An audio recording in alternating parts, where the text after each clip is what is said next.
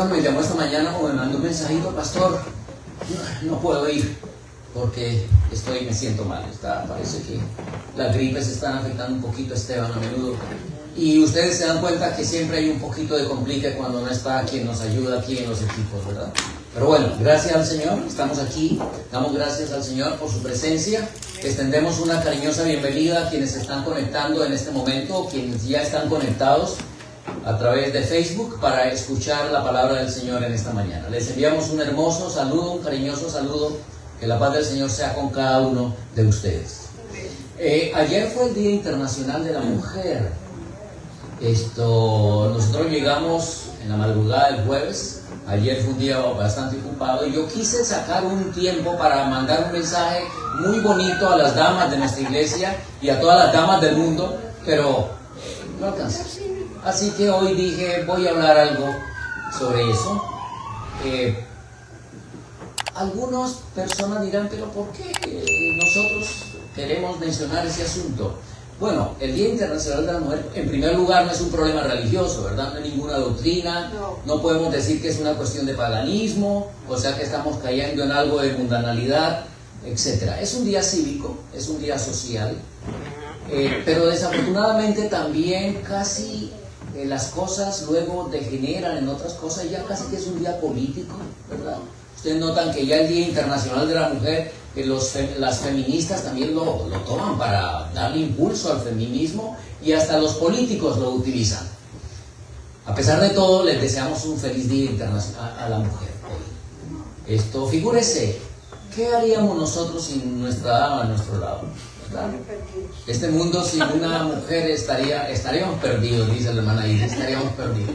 Así que yo voy a enseñar por cada dama que el Señor está aquí, por cada mamá, por cada niña, por cada señorita que se encuentra aquí.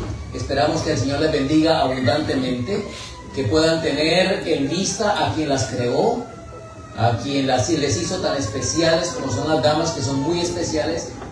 Tengan en cuenta que el Señor fue quien las creó y que ustedes deben sus corazones a Dios.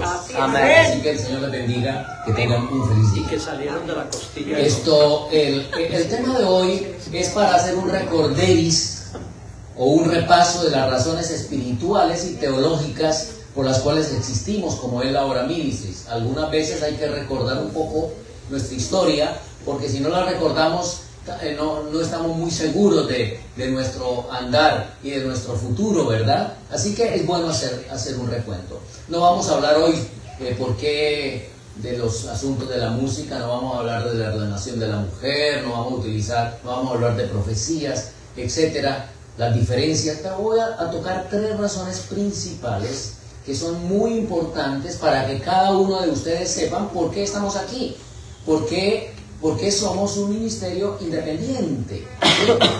Esa palabra es muy fuerte, pero algunas veces es necesaria. ¿Por qué nos reunimos y no podemos permanecer a la organización propiamente de la iglesia? Es algo que debemos tener en cuenta. Pero antes de poder ir a eso, a enumerar solo 3 puntos en cuanto de esos aspectos, primero voy a decir en qué estamos unidos, en algunos puntos en que somos del pueblo de Dios, pertenecemos a nuestra iglesia adventista del séptimo día. Creemos, por ejemplo, que la iglesia adventista del séptimo día surgió como un cumplimiento profético. Amén. Cuando llegó el tiempo en el reloj profético, Dios dirigió su surgimiento. Dios levantó al movimiento adventista en 1844. Eso nos lleva en la importancia de creer en la profecía de los 2300 días. Hoy en día hay algunas personas adventistas que no creen hoy en el aspecto profético de los 2300 años. El hermano Héctor hace 2 sábados predicó acerca de nuestra historia y habló de Guillermo Miller, ¿verdad? Y mencionó la manera como Dios guió a Guillermo Miller, la manera tan prodigiosa como Dios dirigió al movimiento millerita antes de 1844. Es algo que nosotros creemos, aceptamos y vemos que el Señor ha estado dirigiendo y dirige los movimientos de la historia y los movimientos proféticos. Ahora, un mayor entendimiento de los 2300 días nos llevó a descubrir la doctrina del santuario. La doctrina del santuario es uno de los pilares fundamentales de la Iglesia Adventista del Séptimo Día. Y la doctrina del santuario nos llevó a descubrir lo que estaba sucediendo en ese preciso momento en el lugar santísimo, y al descubrir que el Señor había pasado del lugar santo al lugar santísimo en 1844, entonces también descubrimos, al encontrarnos en el lugar santísimo, nos encontramos frente al arca del pacto. Y dentro del arca del pacto descubrimos que ahí están las tablas de los 10 mandamientos de Dios. Así que el Señor fue guiando a la iglesia para descubrir aspectos fundamentales que realmente nos llevan a entender cada vez más cuál es el plan de Dios que tiene para cada uno de nosotros. Nosotros sabemos que en el santuario encontramos esbozado el plan de la salvación. ¿Cómo fue que el Señor diseñó la manera en que Él nos salva? La manera en la historia, la metodología que Él emplea para salvarnos, la encontramos en la doctrina del santuario.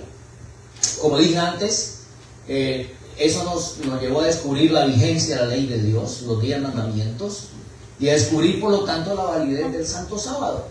Fue otra verdad que el Señor añadió a ese proceso de descubrimiento de las cosas que el Señor tenía fijadas para el tiempo del fin.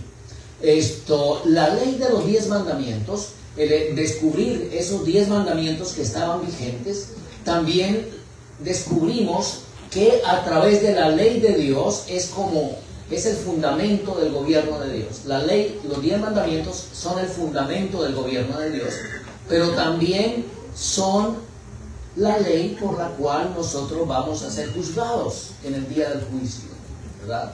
Cuando la Biblia dice que cuando el Señor venga va a dar a cada uno conforme a sus obras, la manera como lo va a juzgar es de acuerdo a la ley de los 10 mandamientos. Junto con todo esto, y no estamos diciendo todo lo que hoy creemos, junto con todo eso, como consecuencia de ese evento profético, entonces el Señor también llamó a una mujer, a la jovencita Elena de White, para que fuera la profeta para el tiempo del fin. Y nosotros entonces encontramos que el Señor bendijo de una manera particular a la Iglesia Adventista del Séptimo Día al darle una profeta que, muy prolífica por cierto, muy prolífica. El Señor permitió que el espíritu de profecía, el Señor nos diera luz sobre muchos aspectos de nuestra vida, y así que encontramos más de 100.000 páginas que ella escribió para poder ayudarnos en la comprensión de la palabra del Señor. Estos puntos que he mencionado, mis hermanos, son solo algunos de lo que constituye la verdad del remanente para el tiempo del fin. Pero entonces, ¿por qué estamos aquí como un ministerio independiente? De eso se trata nuestro tema. Han pasado cerca de 180 años desde cuando el Señor empezó a levantar este movimiento en 1844, y 161 años desde que el Señor organizó, se permitió la organización de la iglesia en 1863. En los primeros 50 años de la historia de nuestro pueblo, fue cuando se establecieron los principales doctrinas y fundamentos de la iglesia. La hermana White en reiteradas oportunidades dijo que tales verdades que habían sido establecidas con mucho estudio de la palabra del Señor y de la oración y de la guía del Espíritu Santo no debería moverse ni una sola clavija. Así que el Señor estableció doctrinas fundamentales que creemos hoy. Y la iglesia no experimentó cambios significativos mientras la profetisa estuvo entre nosotros, mientras ella estuvo viva.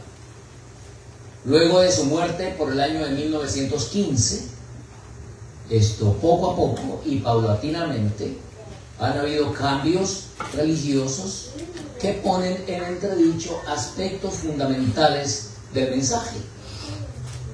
Y realmente esto es algo por lo que hoy es el tema que estamos tratando. Quiero no pasar por alto, y esto es de conocimiento de los miembros de trayectoria de hoy en la iglesia, que la iglesia a nivel mundial no está unificada. Hoy hay diversos tipos de pensamiento en la iglesia mundial que actualmente somos. Hay divisiones enteras que tienen conceptos diferentes que otros lugares del campo. Eso no es de extrañar,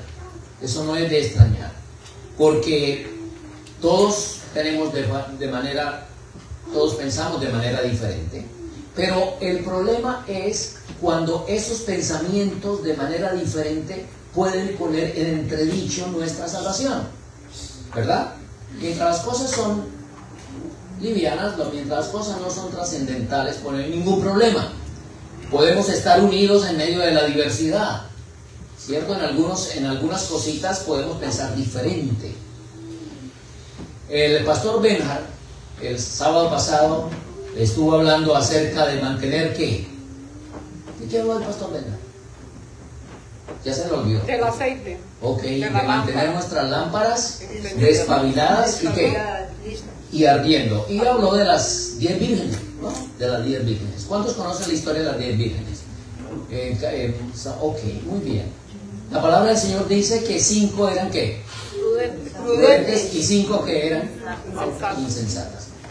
¿Qué fue lo que le faltó a las vírgenes fatuas? Aceite extra. Ok, aceite extra.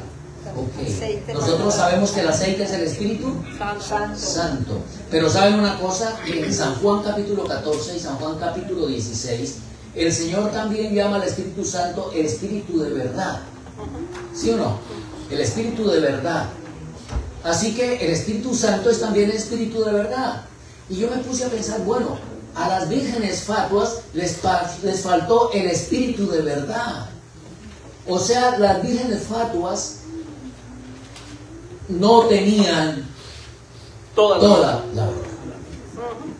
Esas vírgenes fatuas o tenían la verdad distorsionada, y entonces esa verdad distorsionada hizo que no pudieran estar listas para recibir al esposo. Así que la misma escritura nos menciona que en la iglesia pueden haber, y obviamente ocurre, de que hay sectores que pueden tener la verdad y otros que pueden estar distorsionando la verdad. ¿Está bien? Eso es lo que me dice a mí la palabra del Señor en ese caso. Mientras todas esperaban al novio, solo la mitad de ellas tenían suficiente aceite. Solo la mitad de ellos tenían suficientemente la verdad establecida en sus corazones, y por lo tanto no estuvieron listos para la venida del Señor. No es de extrañar entonces que hoy haya diversos grupos y conceptos acerca de la verdad. Y eso se cumple al pie de la letra en la iglesia adventista del séptimo. Vamos a tratar algunos aspectos primeros. Así que los aspectos que voy a tratar son aspectos teológicos. El primer concepto es: hoy la iglesia cree que yo ya estoy salvo.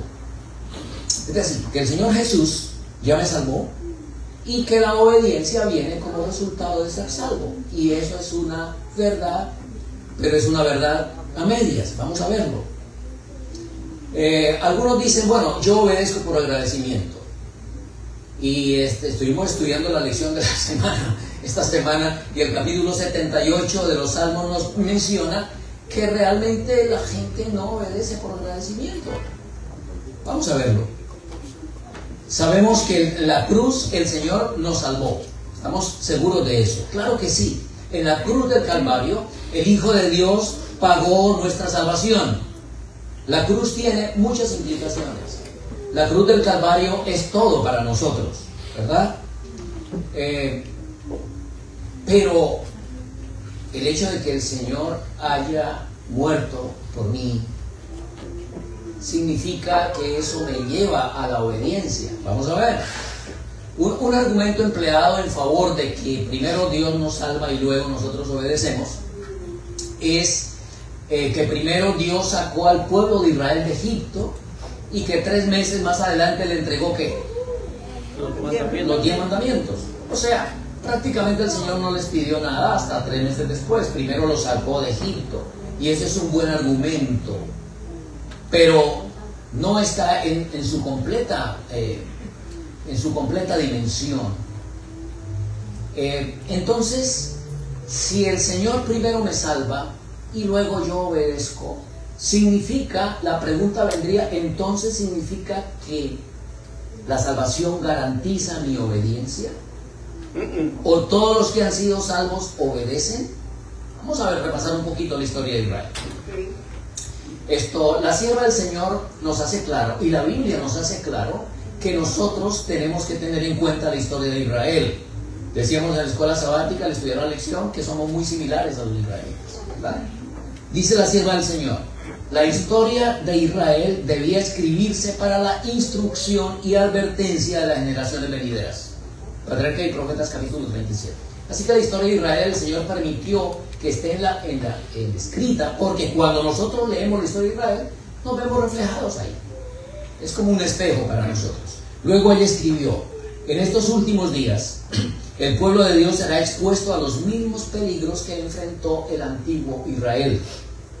Aquellos que no reciban las advertencias que Dios da caerán en los mismos peligros en los que cayó el antiguo Israel y no entrarán en el descanso debido a su incredulidad. El antiguo Israel sufrió calamidades debido a sus corazones no santificados y a sus voluntades indóciles. Su rechazo final como nación fue el resultado de su propia incredulidad, confianza propia, impenitencia, ceguera de mente y dureza de corazón. En su historia tenemos una señal de peligro que se levanta ante nosotros. En la historia de Israel, el Señor nos ha dado una señal del peligro que se levanta ante nosotros. Está en Eventos de los Últimos Días, el capítulo 4. 1 Corintios 10:11, la palabra del Señor dice que estas cosas le acontecieron como ¿qué? Como ejemplo. Vamos a leerlo. Vamos a ir a 1 Corintios, el capítulo 10. 1 Corintios, el capítulo 10 y el versículo 11. Lo que dice la palabra del Señor dice, y estas cosas les acontecieron como ejemplo y están escritas para amonestarnos a nosotros, a quienes han alcanzado los fines de los siglos. A quienes han alcanzado los fines de los siglos debemos mirar la historia de Israel. Y todo el capítulo viene hablando de esa situación. Todos nosotros hemos oído de la liberación del pueblo de Dios de Egipto, ¿verdad? Del pueblo de Israel de Egipto. El Señor mostró con el faraón su poder a través de las 10 plagas, ¿cierto? De una manera maravillosa el Señor se mostró. Y eso lo encontramos en Éxodo desde el capítulo 7, del capítulo 7 al capítulo 10. Ustedes pueden ir ahí y ver cómo fue como el Señor actuó a través de Moisés con Israel, las 10 plagas de Egipto. Fueron hechos portentosos. Creo que ninguno de nosotros ha estado expuesto y visto hechos tan portentosos como lo vio el pueblo de Israel. Si hay algún pueblo que debería haber obedecido a Dios por sus tantas maravillas y prodigios, debería haber sido el pueblo de Israel. Como sabemos, llegó la 10ª plaga, donde Dios dijo: voy a destruir a todos los primogénitos. Y Moisés fue ante Faraón y le dijo: voy a destruir tu primogénito, voy a destruir todos los primogénitos de Egipto, desde el hombre hasta la bestia, todos van a morir, porque tú no dejas ir a mi pueblo Israel a adorar en el desierto. Y Faraón no le creyó a Moisés, a pesar de que ya había pasado tanto. Así que sabemos todo lo que pasó, ¿cierto? Pero antes de que el ángel destructor pasara por Egipto, por todo Egipto, destruyendo los primogénitos, Dios le dio instrucciones a Israel de lo que debería hacer. Y vamos a ir a la palabra del Señor. Por favor, vayan a Éxodo, el capítulo 12. Éxodo, el capítulo 12. Y los versículos 1 al 13. Es bastante, pero lo vamos a leer porque es muy importante. Dice: habló Jehová a Moisés y a Aarón en la tierra de Egipto diciendo: este mes os será principio de los meses, para vosotros será el primero de los meses del año. Hablad a toda la congregación de Israel diciendo: en el día de este mes tómese cada uno un cordero según la familia de los padres, un cordero por familia. Mas si la familia fuere tan pequeña que no baste para comer el cordero, entonces él y su vecino inmediato a su casa también tomarán uno según el número de las personas. Conforme al comer de cada hombre haréis la cuenta sobre el cordero. El animal será sin defecto, macho de 1 año. Lo tendréis de las ovejas o de las cabras, y lo guardaréis hasta el día 14 del mes, y lo inmolará toda la congregación del pueblo de Israel entre las 2 tardes. Y tomarán de la sangre, y la pondrán en los 2 postes, y en el dintel de las casas en los que la han de comer. Y aquella noche comerán la carne pasada al fuego, y panes sin levadura, con hierbas amargas lo comerán. Ninguna cosa comeréis de él cruda, ni cocida en agua, sino asada al fuego, su cabeza con sus pies y sus entrañas. Ninguna cosa dejaréis de él hasta la mañana, y lo que quedare hasta la mañana lo quemaréis en el fuego. Y lo comeréis así, ceñido en vuestros lomos, vuestro calzado en vuestros pies, y vuestro bordón en vuestra mano, y lo comeréis apresuradamente en la Pascua de Jehová. Pues yo pasaré aquella noche por la tierra de Egipto, y heriré a todo primogénito de la tierra de Egipto, así de los hombres como de las bestias, y ejecutaré mis juicios en todos los dioses de Egipto, yo Jehová. Y la sangre os será por señal en las casas donde vosotros estéis, y veré la sangre y pasaré de vosotros, y no habrá en vosotros plaga de mortandad cuando hiera la tierra de Egipto. Aquí vemos lo que el Señor les dijo al pueblo que debía hacer. Y aquí hay muchas lecciones para poder estudiar. No podemos detenernos en todo lo que significa la Pascua, pero básicamente la Pascua simbolizaba a Cristo. Y Pablo dice que la Pascua, que es Cristo, ya fue sacrificada por nosotros, en 1 Corintios 5:7. Pero veamos y hagamos un repasito. Lo primero que debían hacer ellos, ¿qué debían hacer para la preparación de la Pascua? Primero escoger ¿qué? Un cordero. Ese cordero debería ser sin tacha, sin defecto, de 1 año, ¿verdad? De 1 año, ya sea de las ovejas o de las cabras. ¿Ok? Entonces, ¿qué representaba ese cordero? A Cristo, a Jesús. Me alegro mucho que estamos bien definidos en cuanto a eso. Así que ellos tenían que sacrificar al cordero. ¿Por quién fue sacrificado Jesús? Por mí. Por mí, por mis pecados. Y nosotros, y por eso en Israel el penitente tenía el mismo que quitar la vida al cordero. Así que los israelitas escogieron el cordero, ¿cierto? Lo tuvieron 14 días. Por alguna razón el Señor hizo eso, no, y pareciera que en esos días quizás, no sé, una limpieza mayor del cordero. Luego ellos sacrificaban el cordero, y recuerden que significa Cristo, y la sangre se colocaba sobre los dinteles de la puerta donde la familia iba a estar, ¿cierto? Y esos dinteles de las puertas, esa sangre era la protección para el pueblo. Y eso representa para mí, esa sangre sobre los postes, para mí representa la justificación imputada de Cristo al creyente. O sea, la sangre fue colocada en favor de esa familia. En favor de esa familia, ninguno iba a ser tocado, porque así es como Cristo hace cuando el pecador se arrepiente y va al Señor de todo corazón. Entonces el Señor se coloca en favor del pecador. Así que la sangre protegía a los que estaban adentro de la casa. Pero había otra cosa.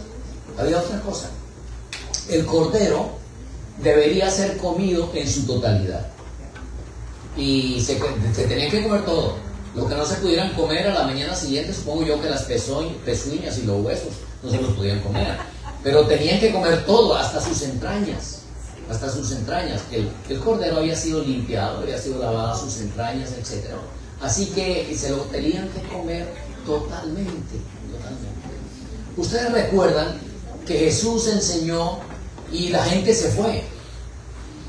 El Señor les dijo: tenéis que comer mi carne y beber mi sangre, porque mi carne es verdadera comida y mi sangre es verdadera bebida. O sea que no solamente la sangre tenía que ser puesta sobre los dinteles, sino que el pueblo tenía que comer el cordero. Y comer el cordero significa el proceso de la santificación. Comer el cordero significa la manera como el Señor llega a estar en nosotros. El apóstol San Pablo en Colosenses capítulo 1, versículo 27 dice: porque que nuestra esperanza de gloria, Cristo en vosotros, es la esperanza de gloria. Así que, por una parte, la sangre en los dinteles significa la justificación imputada, pero el comer la sangre del cordero, gracias mi amor, el comer el cordero, no la sangre, pero comer el cordero, simboliza la reproducción de Cristo en cada uno de nosotros. O sea, simboliza la santificación, simboliza la justicia impartida de Cristo. Y aquí quiero decir algo, porque hoy ya la iglesia cree prácticamente solamente en la justicia imputada de Cristo. Y esa es una de las diferencias con es la hora minisus, que nosotros creemos en la justicia impartida de Cristo. No solamente la sangre tiene que ser colocada sobre los dinteles de la puerta, sino que el cordero tiene que ser comido. Es el proceso de la santificación.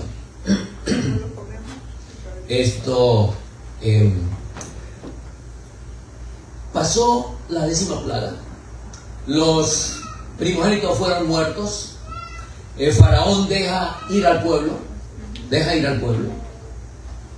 Y en el capítulo 14, ahí cerquitica, en los versículos 10 y 11, Éxodo. Vamos a Éxodo nuevamente, tengan sus Biblias listas, porque Éxodo capítulo 14. Porque mis hermanos, nosotros tenemos que dar razón de nuestra fe y saber qué es lo que creemos y por qué. Versículos 10 y 11 dice: y cuando Faraón se hubo acercado, los hijos de Israel alzaron sus voces, sus ojos, y aquí que los egipcios venían tras ellos, por lo que los hijos de Israel temieron en gran manera y clamaron a Jehová. Y dijeron a Moisés: no había sepulcros en Egipto, que nos has sacado para que muramos en el desierto. ¿Por qué has hecho así con nosotros, que nos has sacado de Egipto? ¿No es esto lo que hablábamos en Egipto, diciendo: déjanos servir a los egipcios? Porque mejor no fuera servir a los egipcios que morir nosotros en el desierto. ¿El Señor los había salvado? Sí, los había salvado. ¿Había hecho grandes portentos? Sí. Habían puesto la sangre sobre los dinteles. El Señor les había perdonado sus pecados. Había Israel en ese momento, porque recuerden que no solamente habían comido el cordero, habían comido pan sin levadura. La levadura es símbolo del pecado, así que no debía haber levadura en sus casas durante esos 10 días. Así que el pecado tenía que haber sido desechado, etcétera. Lo mismo que debe pasar hoy con nosotros. Y habían sido salvos de Faraón, porque luego que el Señor abrió el Mar Rojo, Faraón dejó de existir para ellos. Sin embargo, viene la primera dificultad y viene la primera prueba, y dicen: Moisés, ¿y por qué no nos dejaste morir? Así que la primera conclusión: porque el Señor nos haya salvado, significa que eso nos lleva a una obediencia automática al Señor. No. Entonces, vemos lo que pasó ahí en Egipto. Muy bien, a pesar de esos hechos portentosos de la salvación. Así que el Señor abre el Mar Rojo luego, el pueblo pasa, Faraón queda sepultado con todo su ejército, el pueblo es salvado, y además Pablo nos dice en 1 Corintios 10:2 que prácticamente el hecho de que el pueblo pasó por el Mar Rojo fue un acto de bautismo. Dice Pablo que Israel fue bautizado en la nube y en el mar. Así que tenemos a un Israel salvado, a un Israel bautizado, pero a un Israel que no obedecía al Señor, que no acataba sus hechos portentosos. Había pasado las 10 plagas, se había abierto el mar, etcétera, se había sacrificado el cordero, se había colocado la sangre en los postes de la puerta, Israel había comido el cordero, pero no era suficiente para que confiaran y obedecieran al Señor. 3 meses después, en el Sinaí, el Señor les da los 10 mandamientos, entre fulgurantes e intimidantes manifestaciones del poder de Dios. Y dice Éxodo 19, 16 al 19. Vamos a ir al capítulo 19. Vamos a ir al capítulo 19, 16 al 19. Dice: aconteció que al tercer día, cuando vino la mañana, vinieron truenos y relámpagos y espesas nubes sobre el monte y sonido de bocina muy fuerte, y se estremeció todo el pueblo que estaba en el campamento. Y Moisés sacó del campamento al pueblo para recibir a Dios, y se detuvieron al pie del monte. Todo el monte de Sinaí humeaba, porque Jehová había descendido sobre él en fuego, y el humo subía como el humo de un horno, y todo el monte se estremecía en gran manera. El sonido de la bocina iba aumentando en extremo. Moisés hablaba y Dios le respondía con voz tronante. Y descendió Jehová sobre el monte de Sinaí, sobre la cumbre del monte, y llamó Jehová a Moisés a la cumbre del monte, y Moisés subió. Así que el Señor luego se manifiesta de una manera portentosa en el Sinaí y les entrega los 10 mandamientos. Eso fue en el capítulo 20. Ellos reciben la ley de Dios. Y si ustedes van al capítulo 31, creo, solo 40 días después, Éxodo capítulo 31, solo 40 días después, Moisés subió al monte de acuerdo a lo que el Señor le dijo, y entonces se demoró 40 días, el Señor retuvo allí a Moisés 40 días, y cuando bajó Moisés del monte, ¿qué encontró? ¿Recuerdan? ¿Qué estaba haciendo el pueblo? Adorando un becerro. Adorando un becerro. De oro. De oro, sí. Adorando un becerro de oro. En lugar de Dios, ¿cierto? Entonces, mis hermanos, la liberación del yugo egipcio y de Faraón es una ilustración y ejemplo de la liberación del yugo de Satanás por medio de la cruz del Calvario. En la cruz del Calvario lo que el Señor hizo fue librarnos del yugo de Satanás. Obviamente pagó por el pecado de la humanidad, pero nuestra voluntad, dice la hermana Juárez, nuestra voluntad era esclava de Satanás. Yo no podía hacer la voluntad de Dios por mí mismo. La cruz del Calvario lo que hizo fue liberarme del poder de Satanás.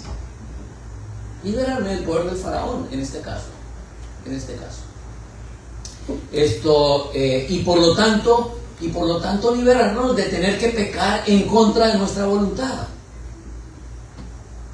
Pero la cruz del Calvario, cuando el Señor murió, nos dejó en libertad para obedecer o para desobedecer. Así como fueron los israelitas liberados de Faraón, ellos también tenían la oportunidad de elegir. Ellos estaban siendo trasladados. El apóstol Pablo dice que cuando Cristo murió y cuando nosotros aceptamos a Cristo como nuestro Salvador personal, somos trasladados del reino de las tinieblas al reino de ¿quién? De su amado Hijo. Algunos piensan que cuando la Biblia dice que somos trasladados al reino de su amado Hijo, es que nos traslada al cielo. No, pero al reino de Dios, el reino de Jesús, perdón, es la iglesia. El reino de Dios es el sermón del monte. Nosotros somos liberados del poder de Faraón, de Satanás. Ya Faraón no tiene poder sobre nosotros. El Señor nos ha libertado y nosotros ahora tenemos libertad para decidir si obedecemos o no obedecemos. Así que tenemos que tener bien en cuenta eso. Porque cuando nos dicen, no, tú obedeces porque ya eres salvo. No es esa la razón. Estamos demostrando que todos los israelitas fueron salvos, pero no obedecieron. ¿Verdad? No obedecieron. Y 1 Corintios 10 nos habla bien claro. Ahora, mis hermanos, aunque en la cruz del Calvario el Señor derrotó a Satanás y quedó condenado a la destrucción y nos liberó de Satanás, Dios no eliminó a Satanás, ¿verdad? Satanás sigue vivito y coleando, ¿verdad? Sigue vivo y activo. Entonces el hecho de que haya ocurrido el acto de mi salvación ¿garantiza que yo obedezca? Absolutamente no. Absolutamente no. Entonces, ¿qué era lo que hacía que Israel no obedeciera la voz de Dios y se rebelara contra él? ¿Por qué Israel desobedecía?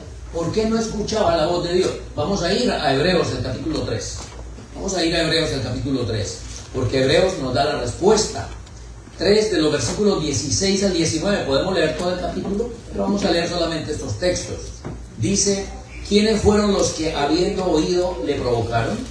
¿No fueron todos los que salieron de Egipto por mano de Moisés?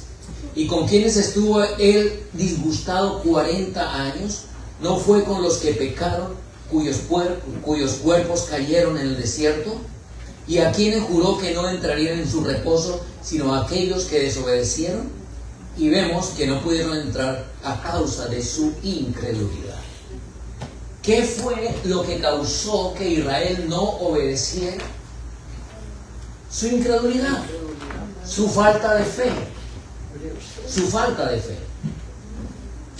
Si Israel hubiera creído al Señor, hubiera obedecido.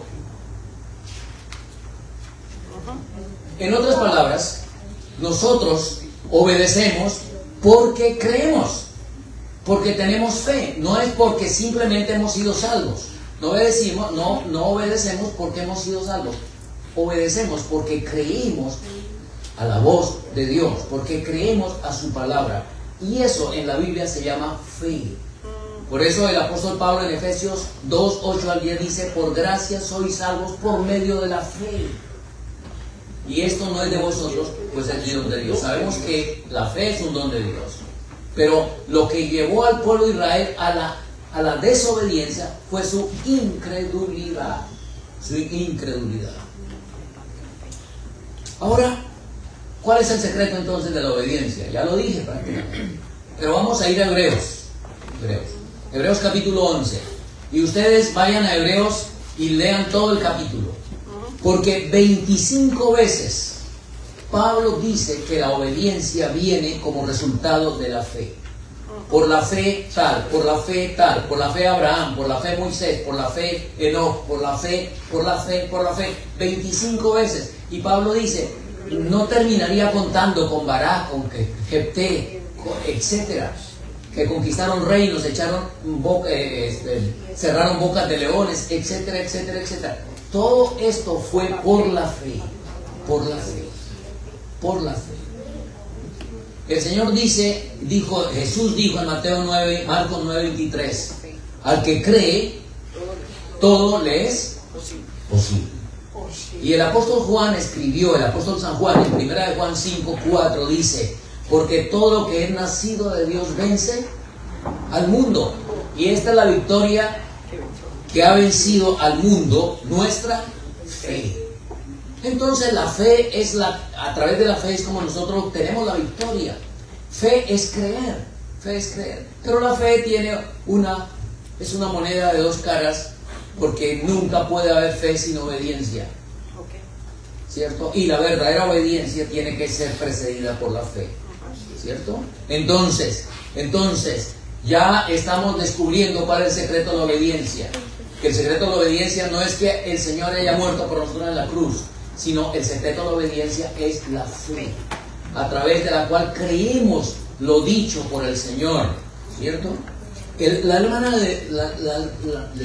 La declaración de que primero soy salvo y luego obedezco es un postulado de las iglesias evangélicas, y ese postulado se ha introducido en nuestra iglesia. La hermana Elena de White advirtió sobre esto, y voy a leer un texto que ustedes lo encuentran en Palabras de Vida del Maestro, página 119 y 120. Dice la sierva del Señor: nunca debería enseñarse. ¿Cómo? Nunca debería enseñarse. ¿Y qué es nunca? Nunca debería enseñarse a los que aceptan al Salvador, aunque sean sinceros en su conversión, a decir, ¿ok? ¿A qué? A decir. O a sentir.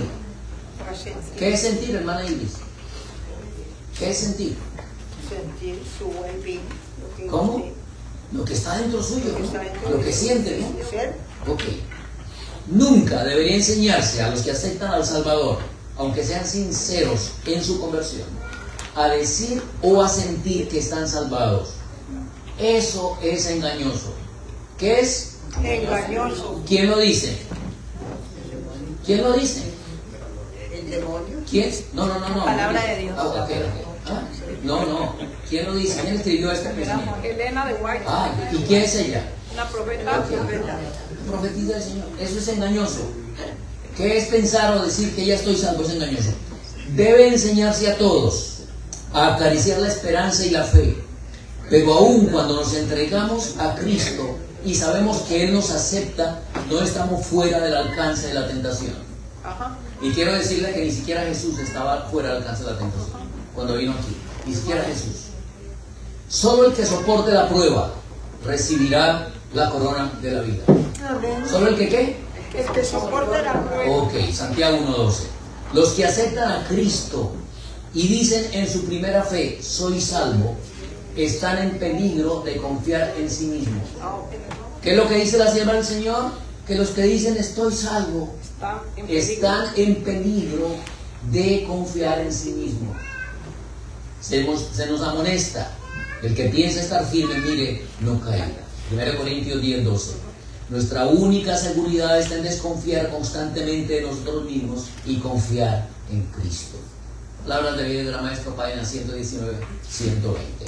Así que cuando si le digo a la congregación, hermano, nosotros hemos sido salvos, gloria al Señor, ya estamos salvos. ¿Es engañoso? Porque estamos propensos, corremos el peligro de confiar en nosotros mismos. Yo supe del caso de un pastor, que una señorita se la conoció al pastor, era un pastor joven también. Y le dijo, pastor, cometí un error y quiero abortar. Y el pastor le dijo,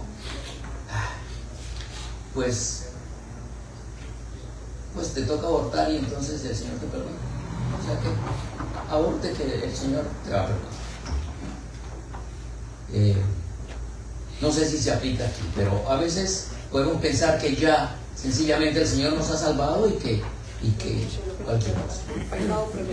Noten otro pensamiento de la sierva del Señor. Dice, nunca debemos descansar satisfechos de nuestra condición y cesar de progresar diciendo estoy salvado. Otra vez ella emplea la palabra nunca. Debemos descansar satisfechos de nuestra condición y cesar de progresar diciendo estoy salvado. Cuando se fomenta esta idea, cesan de existir los motivos para velar, para orar, para realizar fervientes esfuerzos a fin de avanzar hacia logros más elevados.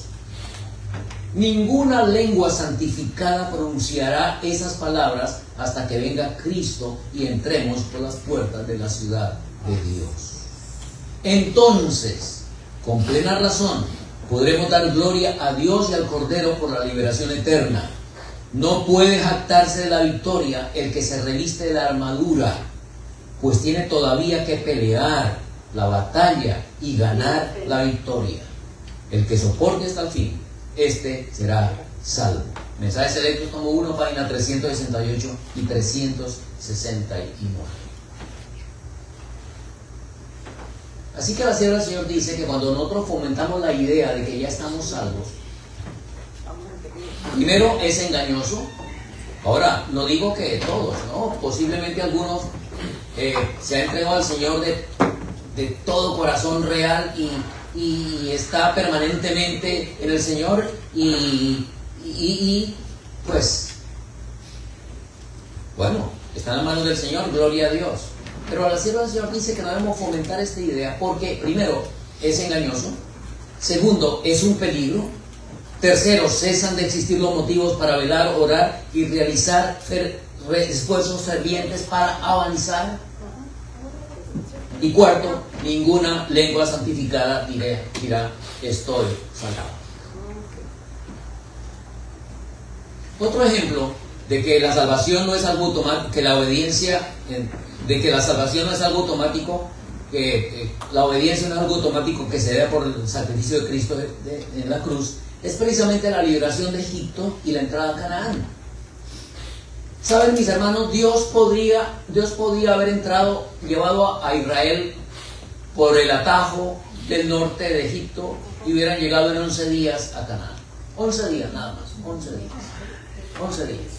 Así que el Señor podía decir, ya están salvos, ya los salvé, ya le destruí a Faraón, ya lo voy a entrar directamente a la Canaán celestial. 11 días, al paso de las mujeres, de los niños, del ganado, 11 días. Pero ya estaban salvos, pastor. Y ya estaban salvos. Pero el Señor les dijo, no pueden entrar todavía en Canaán, porque no están listos. No están listos. No estaban listos. El Señor eligió la ruta del desierto. Debían ir al desierto. La fe de ellos tenía que ser probada. Y vamos a ir a la palabra del Señor. Vamos a ir a la palabra del Señor. Como dije antes, Dios habían experimentado la salvación. Sí, claro. Faraón estaba muerto, claro, también. ¿Habían sido bautizados? Sí, todos habían sido bautizados en la nube y en el mar. Pero aún con todo y esto, no entraban en el plan de Dios. Israel no estaba preparado. Así que el Señor, en su sabiduría, como dije antes, le señaló la escuela del desierto. El desierto sería la escuela de preparación. El desierto sería donde se probaría su fe. El desierto sería la escuela de la santificación. El desierto sería donde Israel debería llegar a tener la idoneidad para heredar la vida eterna. Vamos a leer en Deuteronomios, el capítulo 8. Deuteronomios, se acabó el tiempo. Y estoy en el punto número 1. Los demás son mejores todavía. Deuteronomios, capítulo 8.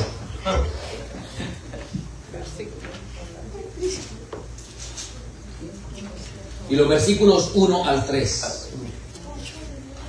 Cuídate de poner por obra todo mandamiento que yo os ordeno hoy, para que viváis y seáis multiplicados, y entréis y poseéis la tierra que Jehová prometió con juramento a vuestros padres. Y te acordarás de todo el camino por donde te ha traído Jehová tu Dios estos 40 años en el desierto, para afligirte, para probarte, para saber lo que había en tu corazón, si había de guardar o no sus mandamientos.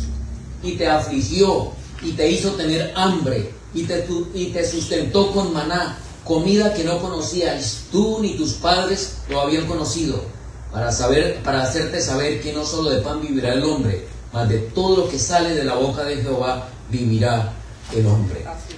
Tu vestido nunca se envejeció sobre ti, ni el pie se te ha hinchado en estos 40 años, etcétera, etcétera, etcétera.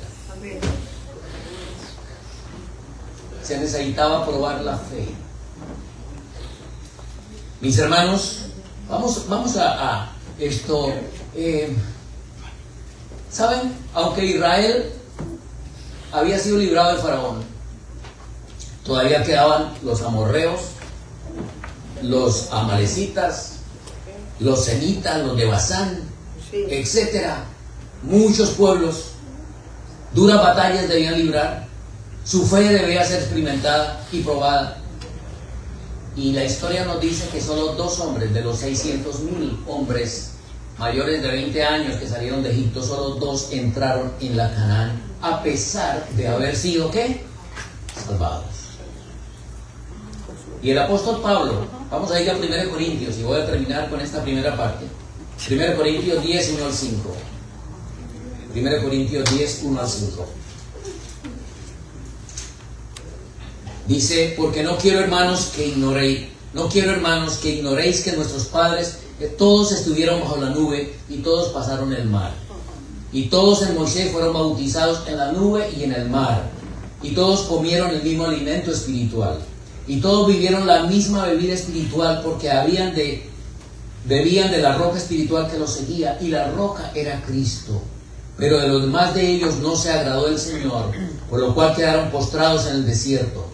Mas estas cosas sucedieron como ejemplo para nosotros, para que no codiciemos cosas malas como ellos codiciaron, ni seáis idólatras como algunos de ellos, según está escrito, se sentó el pueblo a comer y a beber y se levantó a jugar. Ni forniquemos, como algunos de ellos fornicaron y cayeron en un día 23,000. Ni tentemos al Señor, como también algunos de ellos lo tentaron y perecieron por las serpientes. Ni murmuréis, como algunos de ellos murmuraron y perecieron por el destructor.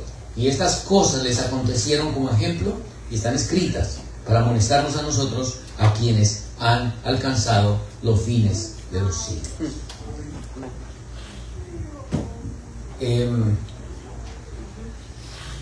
Vamos a ir a Hebreos también. Vamos a ir a Hebreos, el capítulo 3.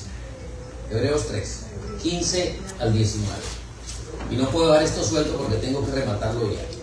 De tal forma que ustedes tengan bien claro en su mente lo que estamos presentando. Hebreos 3, 15 al 19.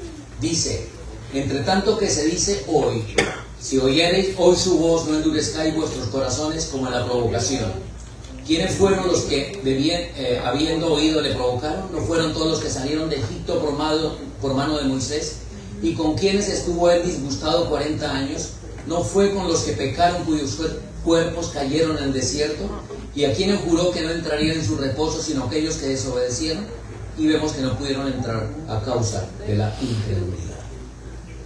No hay corona sin cruz, mis hermanos. No puede haber victoria sin lucha. No hay graduación sin examen. Solo los justos, dice la Biblia, heredarán la tierra. Solo los vencedores obtendrán la victoria. Que nos digan lo contrario es un peligro y es un engaño. Elena de White repitió muchas veces: hay un cielo que ganar y hay un infierno que rehuir. Todos tenemos que tener entendido que esto se puede obtener, la victoria se puede obtener únicamente de la mano del Señor. Pero esto no nos exime de pelear la buena batalla de la fe. Olvidé un pensamiento al comienzo. La hermana White dice: la justificación imputada es nuestro derecho al cielo. La justificación impartida es nuestra idoneidad para el cielo. Israel no era idóneo para entrar en Canaán. El Señor lo sacó de Egipto, lo salvó, murió por él, el cordero fue sacrificado, la sangre fue puesta en los dinteles, comieron el cordero, pero no practicaron la justicia impartida, que era la santificación y lo que los habilitaba para entrar en Canaán.